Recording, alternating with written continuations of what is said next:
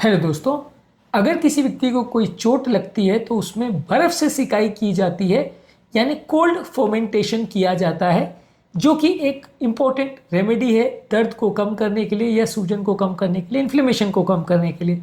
आज हम बात करेंगे कोल्ड फोमेंटेशन कैसे किया जाता है, कब किया जाता है, क्या इसके स्टेप्स है, क्या क्या चीज़ों पर सावधानी रखने की ज़रूरत है और इसके क्या फ़ायदे हैं, कब किसी व्यक्ति को प्रेफर करना चाहिए।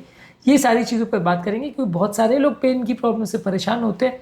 बर्फ़ से सिकाई हम उनको करने को बोलते हैं तो उसके बेसिक रूल्स पर भी बात करना आवश्यक है, क्योंकि ज़्यादातर लोग उसमें छोटी मोटी गलतियाँ करते हैं जिससे बाद में फिर उनको फ़ायदे के बदले नुकसान होता है या जितना फ़ायदा मिलना चाहिए वो नहीं मिल पाता है। आज इन सारी चीज़ों पर हम बात करेंगे। टॉपिक पर जाने से पहले जो लोग हमारे चैनल पर नए हैं उन्हें रिक्वेस्ट करूँगा कि चैनल को सब्सक्राइब करें, वीडियोज़ को लाइक करें, शेयर करें, फॉलो करें, कमेंट करें, पूरा देखें।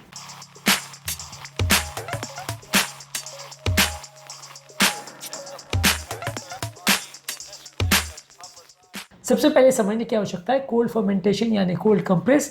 बेसिकली दर्द और सूजन और इन्फ्लेमेशन को कम करने का तरीका है। इसमें बेसिकली आप कोई ठंडी चीज़ या आइडियली बर्फ़ लगाते हो उस जगह पे जहाँ पे दर्द हो रहा है, जिससे बेसिकली वो एरिया सुन्न पड़ जाता है, वहाँ का ब्लड सप्लाई कम हो जाता है, जिससे आपका दर्द और स्टिफनेस कम हो जाता है।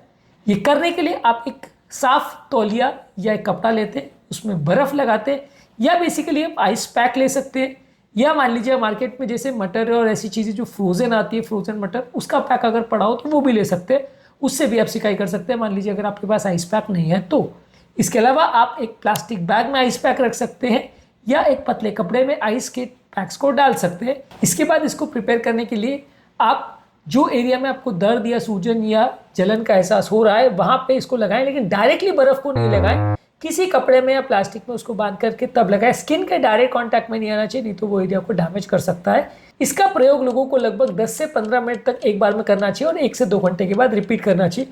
बहुत ज़्यादा देर तक करोगे तो फ़ायदा नहीं होगा, बहुत कम देर तक करोगे तो भी फ़ायदा नहीं होगा। एट ए टाइम 10 से 15 मिनट तक आप इसका प्रयोग कर सकते हैं, 1 से 2 घंटे में रिपीट कर सकते हैं।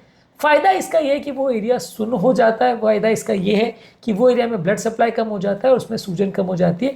इसको ज़्यादातर अगर किसी को मसल में स्प्रेन हुआ हो, स्ट्रेन हुआ हो या ब्रूजेस हुआ हो तो कर सकते हैं। ज़्यादातर वो एरिया में सूजन और दर्द कम हो जाता है। ज़्यादातर इसको पहले 48 घंटों में प्रयोग किया जा सकता है यदि किसी को इंजुरी हुई हो तो। किसी किसी व्यक्ति को हॉट फर्मेंटेशन बेटर लगता है, किसी को कोल्ड लगता है। अलग अलग केस में अलग अलग कारणों से इसका प्रयोग कर सकते हैं। हॉट फर्मेंटेशन क्या होता है या गर्म पानी से सिकाई क्या होता है उसको हमने एक अलग वीडियो में डिस्कस किया है। यहाँ पे हम बेसिकली दर्द को और इन्फ्लेमेशन को कम करने के लिए इसका प्रयोग करते हैं पहले 48 घंटे में। ज़्यादातर मसल स्पाज्म में अफेक्टेड एरिया में आप इसको लगा सकते हैं, या अगर किसी व्यक्ति को माइनर अगर बर्न्स हुए हो, जल गई हो स्किन छोटा मोटा, तो वहाँ पे भी इसका प्रयोग कर सकते हैं। लेकिन इसमें सावधानी रखने की बात यह है कि इसको डायरेक्टली स्किन पर नहीं लगाएं, बहुत लंबे समय तक इसका प्रयोग नहीं करें, नहीं तो स्किन डैमेज या फ्रॉस्टबाइट होने का चांस है। और अगर किसी व्यक्ति को कुछ ऐसी बीमारी है जिसमें स्किन हाइपर सेंसिटिव है, जैसे रेनॉल्ड सिंड्रोम है, या कोई सर्कुलेटरी प्रॉब्लम है जहाँ पे अगर आप इसको लगा रहे हो तो वहाँ स्किन में अगर नस सडनली चौंट जाती है, स्पाज्म में चली जाती है। रेनॉल्ड सिंड्रोम में ऐसा होता है कि वहाँ पे आप ठंडी किसी चीज़ का एक्सपोजर करते हो तो नसें चौंक जाती है, जिसकी वजह से वो हाथ ठंडा हो जाता है। तो वैसी कंडीशन में आप इसका प्रयोग मत करें। अगर ठंड से आपको सेंसिटिविटी है तो इसका प्रयोग मत करें, नहीं तो आप इसका प्रयोग कर सकते हैं। यदि किसी व्यक्ति को लगाने के बाद इरिटेशन बढ़ जाती है, फ़ायदा नहीं होता है या उसको प्रॉब्लम हो रही है तो इसका बार बार प्रयोग मत करें। वैसे में आप हॉट फर्मेंटेशन ट्राई कर सकते हो या दूसरी दवाइयों का ट्राई कर सकते हो, और अगर फ़ायदा नहीं हो रहा है तो बार बार इसको ट्राई करने का मतलब नहीं है। बेसिकली यहाँ पे आपको करना ये है कि बर्फ़ से जो एरिया में दर्द हो रहा है, सूजन हो रही है, उसका 10 से 15 मिनट तक सिकाई करना है और 1-1, 2-2 घंटे में रिपीट करना है। इससे आपका वो एरिया का ब्लड सप्लाई कम हो जाएगा, तो रेडनेस, इन्फ्लेमेशन जो है, दर्द जो है वो कम हो जाएगा, और इससे आपका जो एरिया में स्टिफनेस या अकड़न है वो कम हो जाएगी। कई कई पेशेंट्स में हॉट फर्मेंटेशन फ़ायदेमंद रहता है, कई कई पेशेंट में दोनों फ़ायदेमंद रहते हैं। तो आप ऑल्टरनेट डे बेसिस पे या अलग अलग टाइम पे दोनों चीज़ों का प्रयोग कर सकते हैं। दोनों के अपने अलग तरह के फ़ायदे हैं। हॉट फर्मेंटेशन को हमने एक अलग वीडियो में डिस्कस किया, आप उसे भी जरूर चेकआउट करें। बस बेसिकली शॉर्ट में हमने कुछ टिप्स पर बात करी जो कोल्ड फर्मेंटेशन यानी बर्फ़ से सिकाई करने के दौरान याद रखने की आवश्यकता है।